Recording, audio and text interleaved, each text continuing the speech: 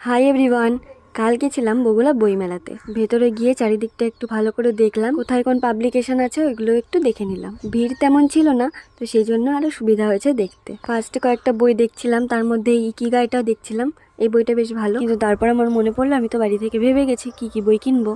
তো এখানে একটা স্টল দেখেছিলাম, যেটা ওই যে কাঠের কাজ করা জিনিসপত্রগুলো ছিল, বেশ সুন্দর লাগছে। তারপরে দেখো কোন দোকান দেখতে পেয়েছি। এটা হচ্ছে আমি আগের বার যে দোকানটা থেকে ভূতের গল্পের বই কিনেছিলাম, এটা হচ্ছে সেই দোকানটা, বিভা পাবলিকেশন। এখানে দেখে একটুখানি দাঁড়িয়ে গেলাম, কারণ তোমরা তো জানো। যাই হোক, আর আমার সঙ্গে ছিল আমার মা, যে বারবার বলছিল না এই বইগুলো নিস না, পড়ার বই নে, ভালো বই নে।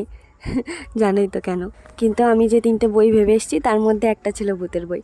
তো তখন আর কিছু বললাম না, ভাবলাম পরে নিচ্ছে, আগে সবগুলো দেখে আসি। তো প্রত্যেকটা দোকান দেখলাম, গিয়ে গিয়ে যে 2টো বই ভেবে গেছিলাম নেব, ওগুলোও খুঁজছিলাম। কিন্তু আমার ভাগ্য এত ভালো যে কোনো দোকানেই পাচ্ছিলাম না বইগুলো।